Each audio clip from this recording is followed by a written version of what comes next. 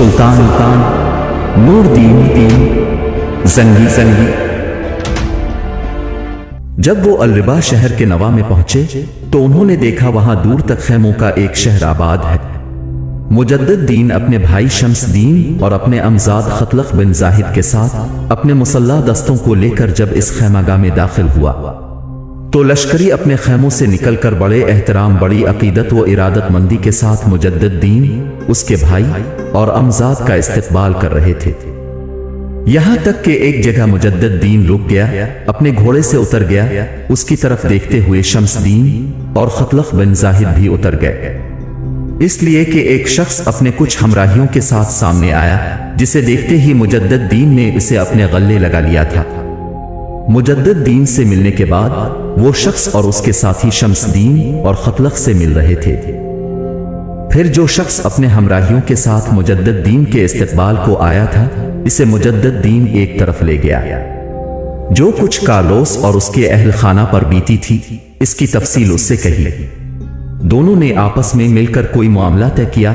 फिर मुजद्दिद दीन मुड़ा और अपने भाई शम्स दीन को मुखातिब करके कहने लगा, शम्स दीन, तुम दोनों भाई कार्लोस की दोनों बेटियों को ले जाओ, 2 लश्करी तुम्हारे साथ जाते हैं, ये तुम्हें इस खेमे की निशानदेही कर देंगे।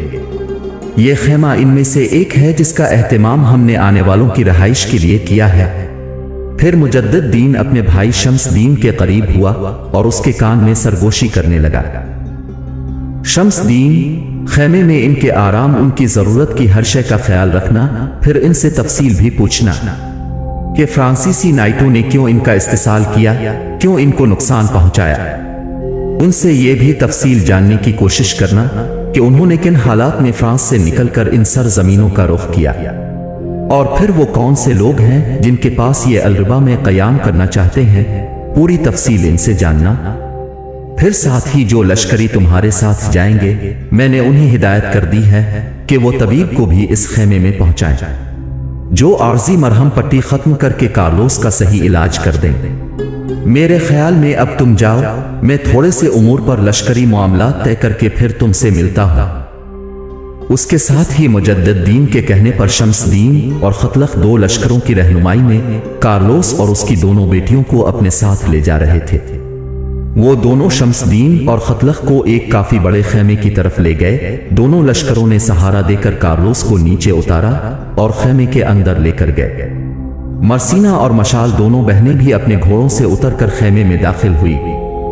खेमे में कार्लोस को बिस्तर पर लेटाने के बाद इन दोनों लश्करियों में से एक ने शम्स दीन को मुखातिब किया, मोहतरम शम्स दीन, यह खेमा अमीर मुजद्दिद दीन के लिए नस्ब किया गया था और उन्हीं के हुक्म पर मेहमानों को यहां लाया गया है। इसके अंदर जरूरत की हर शय मौजूद है। आप लोग यहां बैठे, मैं तबीब को लेकर आता हूं, इसलिए कि अमीर मुजद्दिद दीन ने हुक्म दिया था। दोनों लश्करी बाहर निकल गए। इस मौके पर बड़ी शफकत से शम्स दीन मर्सीना और मशाल को मुखातिब किया, मेरी दोनों बहनों, मैं देखता हूं तुम अभी तक फिक्रमंद और परेशान हो। देखो जो कुछ हुआ सो हुआ, अब तुम यहां महफूज हो। कोई टेढ़ी निगाह करके भी तुम्हारी तरफ नहीं देख सकता। यहां बैठो, आराम से बैठो। जहां तक तुम्हारे बाप का ताल्लुक है तो ये बिल्कुल ठीक हो जाएगा। फिर तुम लोग अपनी नई जिंदगी की इब्तिदा करना। शम्स दीन के इन अल्फाज से मर्सीना और मशाल को कुछ आसूदगी हुई। वो अपने बाप के बिस्तर पर बैठ गई थी। थोड़ी देर बाद लश्करी फिर आए, उनके साथ तबीब भी था। खेमे में दाखिल होने के बाद तबीब पुरजोश अंदाज में शम्स दीन और खतलख से मिला। फिर इन दोनों के कहने पर उसने कार्लोस के जख्मों का जायजा लिया। पहली आर्जी पट्टियां इसने उतार दी, जख्म साफ किए। फिर जख्मों पर मरहम लगाकर इसने पट्टियां बांध दी थी। अपना काम खत्म करने के बाद उसने शम्स दीन और खतलख की तरफ देखते हुए कहना शुरू किया, जख्म खतरनाक नहीं है, तीरों के जख्म हैं, बहुत जल्द ठीक हो जाएंगे, फिक्रमंद होने की जरूरत नहीं। मैं अब जाता हूं और दिन में एक बार आके जख्म देखता रहूंगा और पट्टियां बदलता रहूंगा। मुझे उम्मीद है कि हफ्ते तक बिल्कुल ठीक हो जाएंगे। इसके साथ ही तबीब वहां से उठकर चला गया। शम्स दीन और खतलख भी कार्लोस के पास बैठ गए।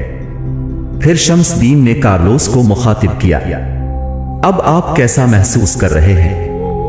कार्लोस के चेहरे पर थोड़ा सा तबस्सुम नमूदार हुआ। वो कहने लगा, मैं महसूस करता हूं कि मैं बच गया हूं और मुझे जिंदा रहने का हक है। मैं समझता हूं जब तक जिंदा हूं मैं आप दोनों भाइयों और अमीर मुजद्दिद दीन का एहसान नहीं उतार पाऊंगा। इस बार शम्स दीन ने मौजू बदलते हुए गुफ्तगू का आगाज किया। अगर आप बुरा न माने, आपको तकलीफ ना हो, तो क्या आप बताएंगे कि किन हालात में आपने इन सरजमीनों का रुख किया? फ्रांस से क्यों निकले? यहां आने का क्या मकसद था? फ्रांसीसी सिपाहियों ने क्यों आपका ताक़ुब किया और क्यों आपके अहल खाना को कत्ल किया? जवाब में कार्लोस ने एक गहरी निगाह अपने करीब बैठे शम्सदीन और खतलख पर डाली। फिर इसने दुख भरा लंबा सांस लिया। उसके बाद शम्सदीन की तरफ देखते हुए कहने लगा, अगर तुम बुरा ना मानो तो क्या मैं तुम दोनों को बेटा कहकर मुखातिब कर सकता हूं? जवाब में जब मुस्कुराते हुए शम्सदीन ने इस बात में गर्दन हिलाई, तब कार्लोस किसी कदर इत्मीनान का इजहार करते हुए फिर कह रहा था, पहले तुम लोग मुझे अपने सुल्तान नूरदीन के मुतालिक थोड़ी सी तफसील और इस अलरिबा शहर की फतह के मुतालिक रोशनी डालो। उसके बाद मैं तुम्हें अपने पूरे हालात सुनाऊंगा, इसलिए कि हमारा फ्रांस से निकलना और इन सरजमीनों की तरफ आना अलरिबा की फतह से ताल्लुक रखता है। इसी शहर से हमारी दास्तान का राब्ता है।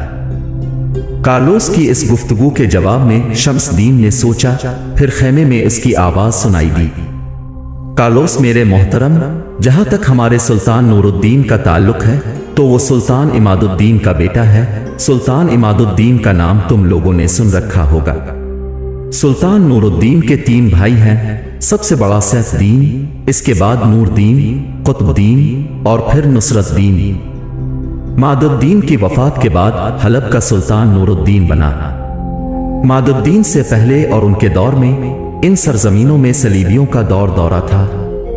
गो सुल्तान इमादुद्दीन ने सलीबियों पर हमला आवर होते हुए उनसे अरका व बहरीन, मारुक नोमान, कुफरताब और अलरिबा छीन लिए थे, लेकिन इसके बाद सलीबियों ने फिर एक हलचल मचा दी। जिन दिनों सुल्तान इमादुद्दीन ने अलरिबा शहर को फतह किया था, वहां का हुक्मरान एक फ्रांसीसी सलीबी जोसलीन था। अलरिबा शहर फतह हो गया तो जोसलीन भागकर दरियाए फरात के मगरिब में वाक़े शहर तुलबाशर में जाकर मुकीम हो गया। सुल्तान इमादुद्दीन की वफात के बाद जोसलीन ने फिर सर उठाया। जिस वक्त सुल्तान इमादुद्दीन ने अलरिबा शहर को फतह किया था, उस वक्त अलरिबा शहर में अरमनी नसरानियों के अलावा और बहुत से नसरानी थे जिनसे कोई बाज पर्स न की गई। और सुल्तान इमादुद्दीन ने बड़ी फराखदिली से काम लेते हुए उन्हें आम अमान देते हुए शहर के अंदर जिंदगी बसर करने का मौका दिया। सुल्तान इमादुद्दीन की वफात के बाद जोसलीन अलरिबा शहर के अंदर जो अरमनी नसरानी थे उनके साथ साजबाज की और अलरिबा शहर पर शबे खून मारा और शहर के अंदर जो मुसलमानों का लश्कर था उसको रोनता हुआ शहर में दाखिल हो गया। इस मौके पर मुसलमानों ने बड़ी अक्लमंदी का सबूत दिया और शहर से निकलकर किले के अंदर चले गए। इस तरह शहर के अंदर जो मुसलमान थे उनकी ज्यादा तादाद किले के अंदर महसूर हो गई। उन्होंने जोसलीन से मुकाबला करना शुरू कर दिया।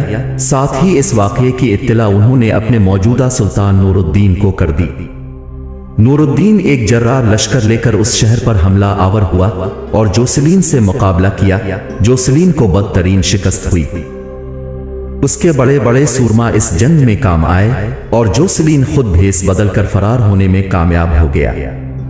इन दिनों सुल्तान नूरुद्दीन का बड़ा भाई सैफुद्दीन, जिसे सैफुद्दीन गाजी भी कहते हैं, मूसल का वाली था। इसे जब पता चला कि सलीबियों ने अलरिबा पर यलगार कर दी है और उसका छोटा भाई नूरुद्दीन अलरिबा पर हमला आवर होने के लिए निकला है, तो वो भी एक बहुत बड़ा लश्कर लेकर मूसल से रवाना हुआ। लेकिन इसे रास्ते में खबर हुई कि नूरुद्दीन ने सलीबियों को बदतरीन शिकस्त देने के बाद अलरिबा शहर पर दोबारा कब्जा कर लिया है, तो वो मौसूल लौट गया। मोहतरम कार्लोस, ये चंद बरस पहले का वाकया है और अब सुल्तान नूरुद्दीन ने अपनी ताकत और कुव्वत में खूब इजाफा कर दिया है। मजीद कुछ कहना चाहता था कि इससे पहले ही कार्लोस बोल पड़ा। वो कहने लगा, मेरे अजीज बेटो, अब इससे आगे हमारी दास्तान शुरू होती है और वो कुछ इस तरह है। किस्सा दरअसल ये है कि ईसाई दुनिया में 5 शहरों को मुकद्दस ख्याल किया जाता है। एक यरूशलेम, दूसरा रोम, तीसरा कुस्तुनतुनिया, चौथा अंताकिया और पांचवा अल-रिबा। ये शहर फिल हकीकत बेहद अहम था और सलीबी उसको अपना मुस्तकर बनाकर पूरे अरब और शाम पर कब्जा करने के ख्वाब देख रहे थे।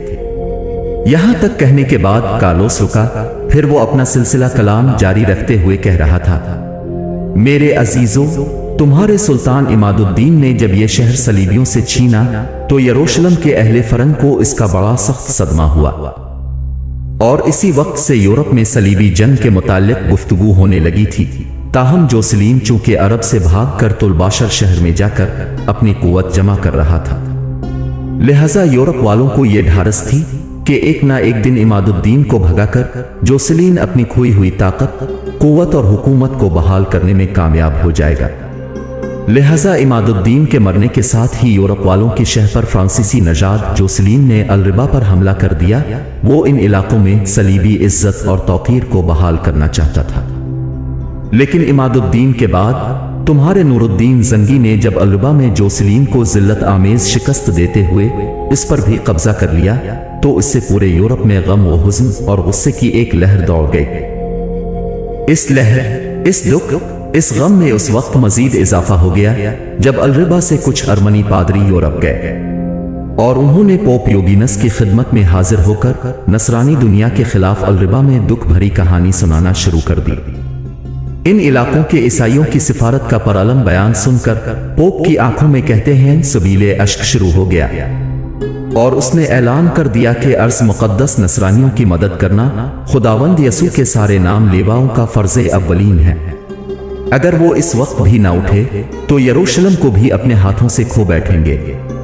पोप का ये ऐलान गोया उन इलाकों में खुलम खुला सलीबी जंग का ऐलान था जिसने सारे यूरोप में हलचल और जंग का हैजान बर्पा करके रख दिया।